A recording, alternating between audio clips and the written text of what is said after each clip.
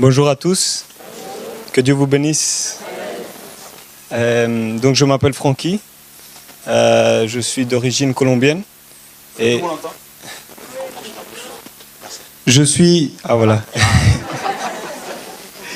je suis d'origine colombienne et donc j'habite à Bruxelles et le message m'a interpellé parce que vraiment le vrai évangile n'est plus prêché de nos jours.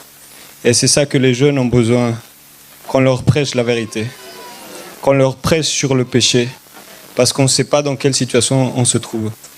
Et donc là, je remercie le Seigneur. Je raconte mon témoignage, bref.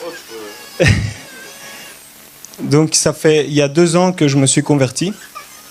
Il y a 2 ans que j'ai accepté le Seigneur par un message fort. Un message qui m'a montré ma condition de pécheur. Et c'est là où j'ai vraiment saisi l'opportunité d'accepter Jésus-Christ. Et par la suite, donc, j'ai jamais été dans des bandes, j'ai jamais fréquenté des mauvais endroits. Mais quand on n'a pas Jésus-Christ, on est sale. Et en fait, j'ai étudié à l'université de Namur. Mon rêve, c'était d'être géologue. Et donc, j'ai étudié à l'université. Mais tout d'un coup, j'ai eu la curiosité de savoir pourquoi l'homme croit en quelque chose. Pourquoi l'homme cherche une spiritualité. Pourquoi il y a tellement de religions. Et il se trouve qu'à l'université, au lieu d'étudier mes syllabus, je faisais des recherches. Et c'est comme ça que peu à peu, j'ai commencé à découvrir. Tout s'est fait via mon PC, sur Internet. Évidemment, tout n'est pas bon sur Internet, mais je sais que c'est Dieu qui m'a guidé. Et sur Internet, j'ai découvert... j'ai commencé à investiguer sur diverses religions, comme le bouddhisme. J'ai eu tellement un besoin dans mon cœur que si je trouvais la vérité dans l'islam ou dans le bouddhisme, je devenais bouddhiste ou musulman. Malgré que je venais d'une famille chrétienne. Et il se trouve que, en cherchant cette spiritualité ou ces religions, j'ai découvert qu'il y avait un monde spirituel. Et que beaucoup de religions sont spirituelles, mais que parmi ceux-là, il n'y a qu'un seul chemin et qu'une seule vie, Jésus-Christ. Et c'est comme ça que j'ai découvert, en fait, j'ai commencé à écouter des témoignages de satanistes qui se convertissaient. C'est comme ça que j'ai commencé à comprendre le monde spirituel dans lequel on vit et les religions, comme elles sont connectées par rapport au satanisme. Et c'est là où j'ai commencé à saisir l'opportunité de recevoir Jésus-Christ dans mon cœur. Parce que y a beaucoup de religions qui prêchent la haine. Il y a beaucoup de religions qui... Dans toutes les religions, on va trouver des choses bonnes. Dans le bouddhisme, on trouve des choses bien. Dans l'islam, on trouve des choses bien. Satan ne peut pas se dévoiler comme ça non plus. Donc, il mélange la vérité et le mensonge. C'est ça que j'ai découvert. Mais pour ceux qui veulent suivre Dieu en esprit et en vérité, la vérité les affranchira. Et c'est là où j'ai commencé à saisir l'opportunité. Donc, par rapport à l'islam, je voyais que les gens étaient plus pratiquants. Je voyais chez les chrétiens qu'il y avait...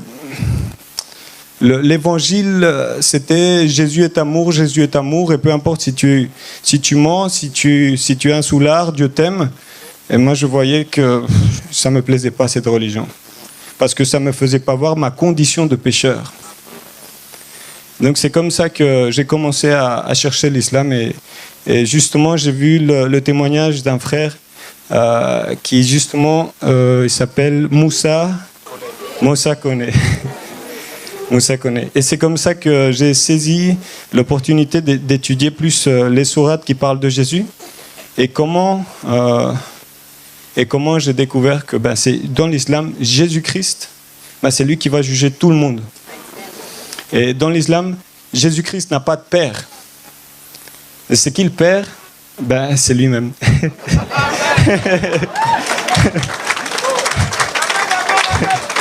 Gloire à Dieu. Et donc, peu à peu, j'ai commencé à saisir l'opportunité de l'évangile. Et donc, à un moment, je voulais devenir bouddhiste. Et donc, je fréquentais des amitiés bouddhistes. Et je me dis, je ne peux pas entrer dans une religion sans l'investiguer d'abord. Donc, j'ai été investigué sur le Bouddha, tout ça. Et j'ai vu que le monde spirituel dans lequel on vivait, c'était vraiment du satanisme. Et lié à ça, le shintoïsme et toutes les autres religions. Et chaque fois que j'allais dans une religion, il y avait quelque chose qui s'opposait, c'était Jésus-Christ. Et donc là, je me suis dit, je dois accepter Jésus-Christ.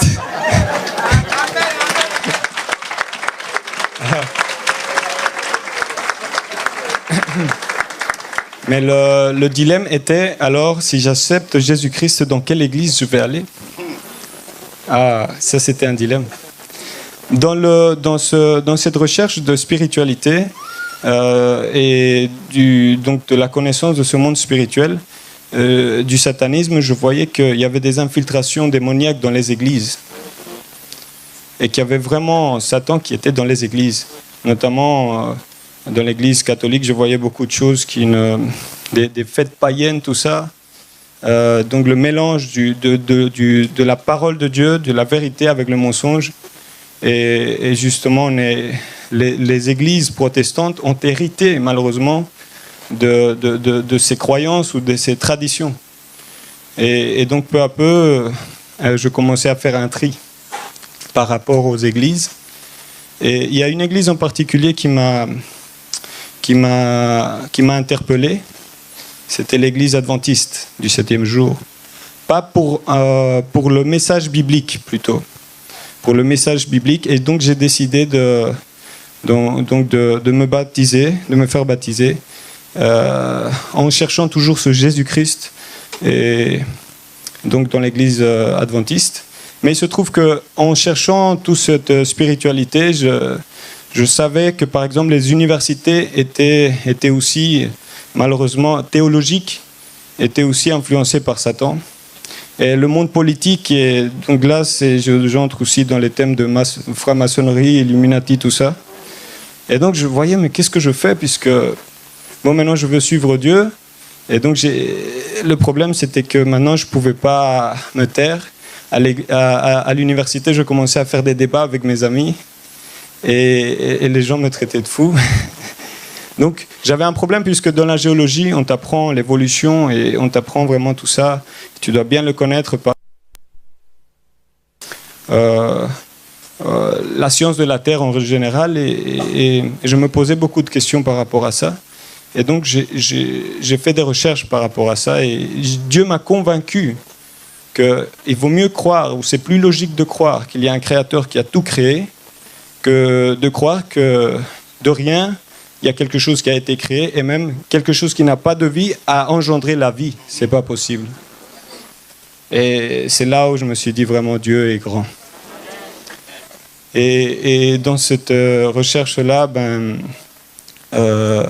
Dieu, on va dire que je me couchais, je voulais dormir, et j'avais des pensées, on va dire, ou des rêves je me voyais en train de parler dans la rue, en train de parler dans les métros. Et peu à peu, Dieu a commencé à changer mon cœur. D'ailleurs, mon hobby préféré, c'était la salsa. Donc j'aimais beaucoup danser salsa.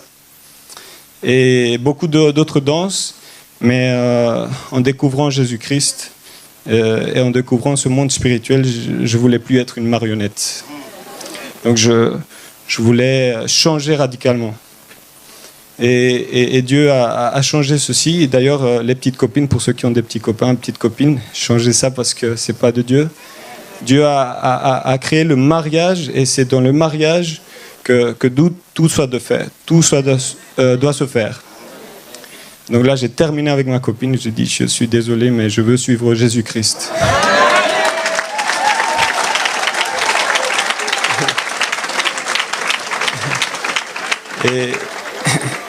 Et c'était vraiment très dur pour un jeune. J'ai 23 ans.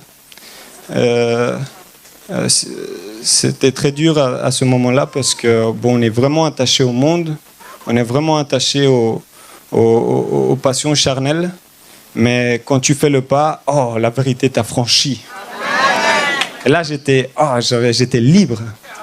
Donc j'ai beaucoup pleuré à ce moment-là. Mais après, le jour suivant, oh, j'étais vraiment libre. Oh, je me suis dit, merci Seigneur. Et là, j'ai commencé à expérimenter vraiment ce Dieu tout-puissant. Et donc, il s'est passé une série de choses. Les problèmes sont venus avec ma famille, puisque je ne voulais pas l'accepter, mais je ne voulais pas laisser l'université. Mes rêves, j'étais très dur. Je dis, Seigneur, je ne veux pas. C'est trop dur. Je vais me contenter d'aller à l'église, écouter ta parole et poursuivre ma vie. Mais je sentais au fond de moi que ce n'était pas ça. Et d'ailleurs, j'essayais de me concentrer dans mes syllabus, je n'arrivais pas. Et donc, la nouvelle à ma famille, j'arrête à l'université, c'était terrible. D'ailleurs, je conseille à ceux qui sont à l'UNIF, continuez, il faut étudier. Mais bon, il y a des appels différents. En tout cas, c'est mon expérience personnelle. N'essayez pas d'imiter mon témoignage. Écoutez la voix de Jésus-Christ. Alors, donc j'accepte, mes parents n'acceptent pas trop ça. Donc là, je me disais, Seigneur, où tu veux m'emmener? Et mes parents ont dit, bon, si tu arrêtes l'université, alors tu vas étudier à l'université de théologie parce que tu vas être un grand pasteur.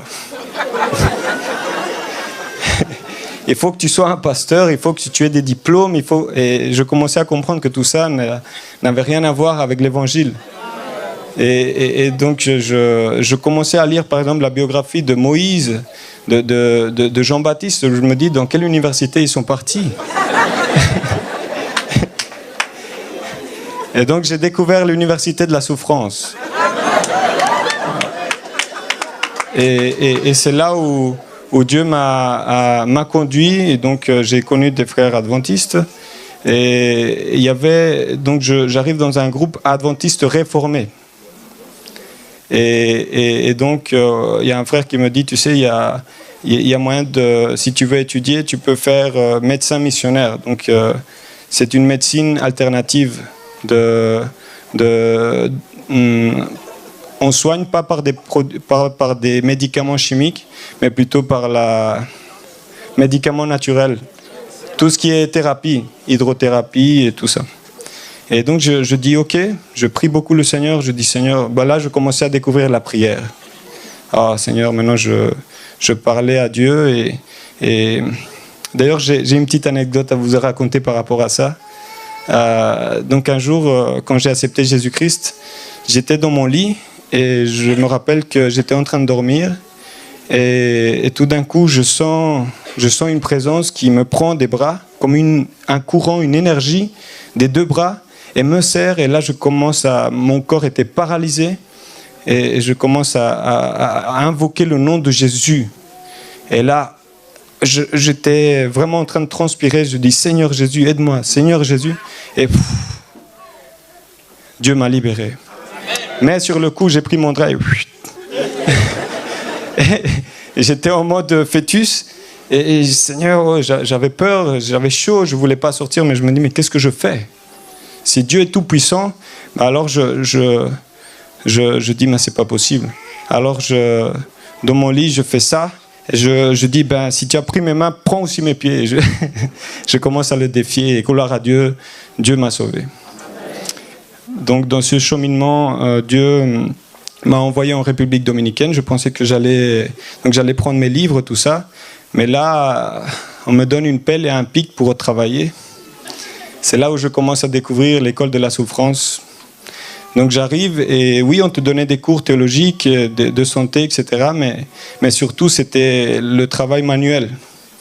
Donc on me donnait une pelle et c'est un pays tropical, la République dominicaine.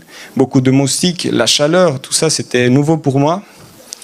Malgré que je viens de la Colombie, mais à l'âge de 9 ans, donc mes parents ont immigré en Belgique. Et donc là-bas, Dieu m'a vraiment, vraiment humilié parce que le travail manuel, je ne connaissais pas vraiment. Et là, je commence à dépendre de Dieu. Là, je commence à m'humilier, à demander à Dieu qui m'aide. Et là, je découvre le message de l'humilité. Il faut être humble pour être serviteur de Dieu. Il faut vraiment avoir un cœur qui ne pense pas à soi, mais aux autres. Et j'ai appris vraiment là que l'humilité, c'est vraiment important. Et bon, après toutes ces situations, Dieu m'emmène à nouveau en Belgique pour visiter ma famille. Et c'est là où je reçois encore un appel pour étudier maintenant théologie, mais dans cette même, dans ce même, on va dire, programme théologique de réforme. Enfin bref. Donc on m'invite en Mexique. Et au Mexique, je passe d'un pays tropical à un pays désertique. J'arrive dans le désert. Et c'est dans le désert aussi, on me donne un pic, une pelle, et je commence à travailler. Et là, on me donnait des cours de théologie intensifs. Donc les pasteurs qui se formaient là-bas, parce que c'est un groupe qui n'est pas lié à l'église adventiste nominale, mais plutôt réformée. Donc c'est pour ça qu'il sort... bon, mais il lui manque beaucoup de réformes à faire, en fait.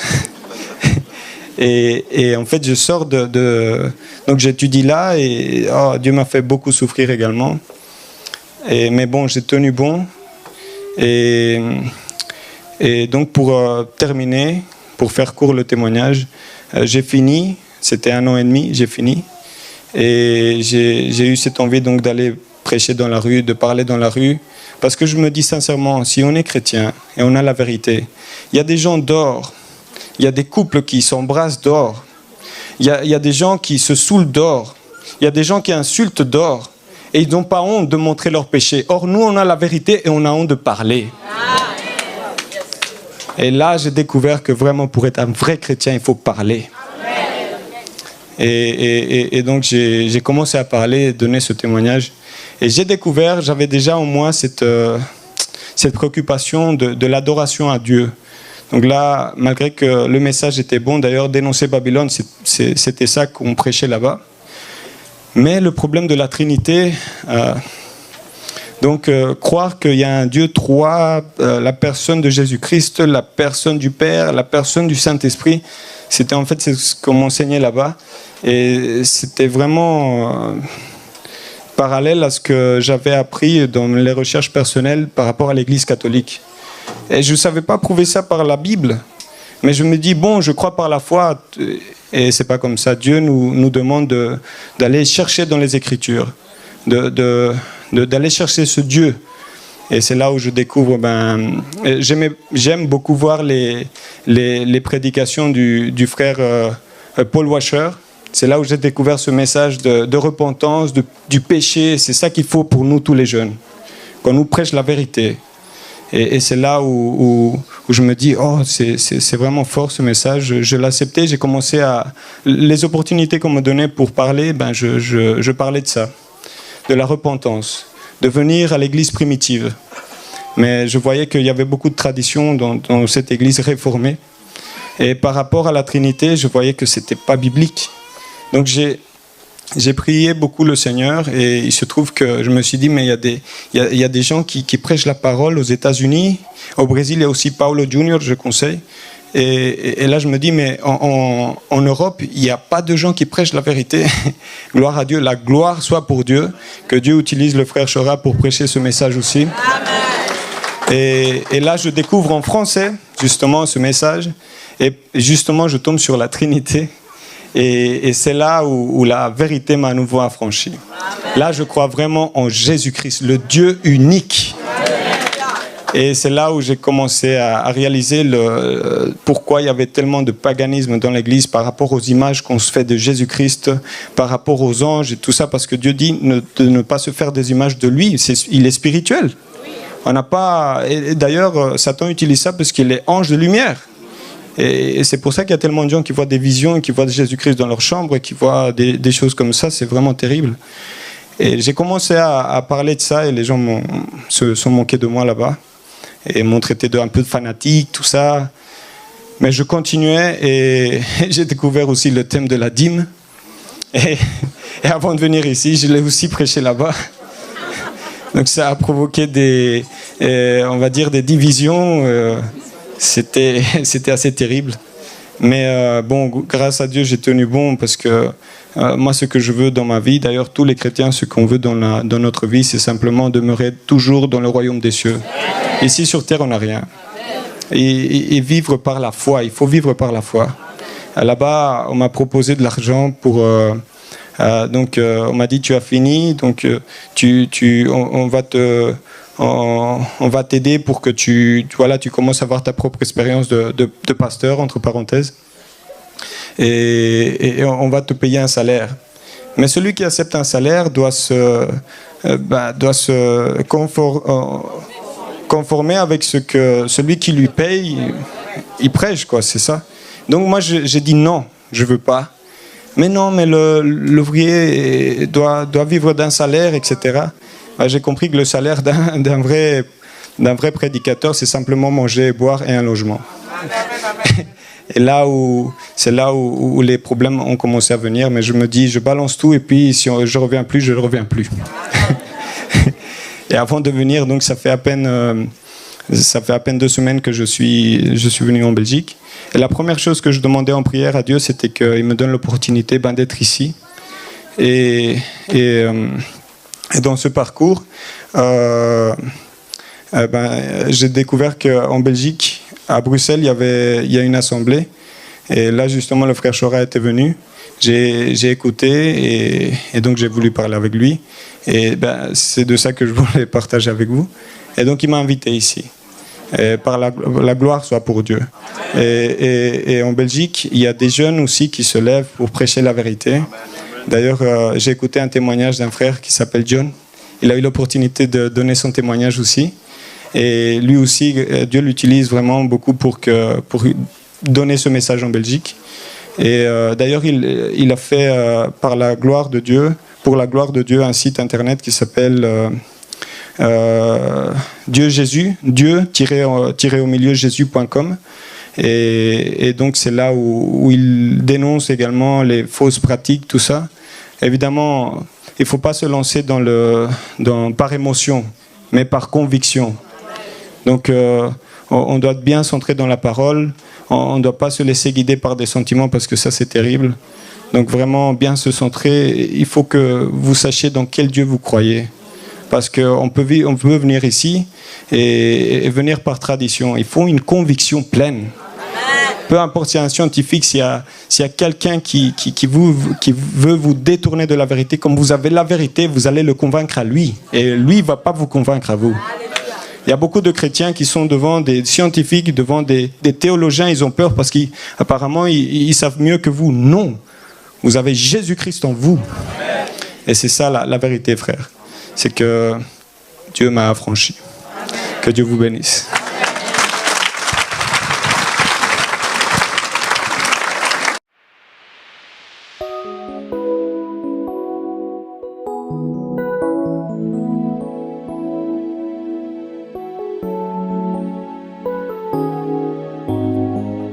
Quand tu m'as appelé, je n'étais pas encore prêt. Déformé par le péché, par le monde et ses attraits, tu m'as tiré du milieu de la boue. Tu m'as formé de la poussière de la terre. Dès le sein de ma mère, tu avais les regards sur moi.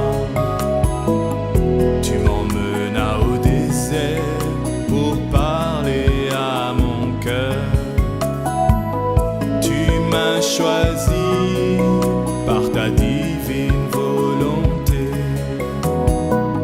Toi le Père des esprits, pour me délivrer. Divin potier, fais de moi ce qu'il te plaît. Divin potier, fais de moi un vase d'honneur qui sera utile à son maître.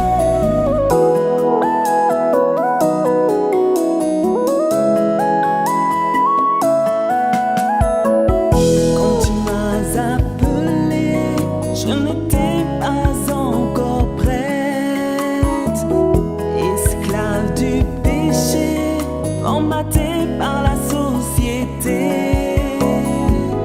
Tu m'as tiré du milieu de la boue. Oh Jésus, tu m'as formé de la poussière de la terre.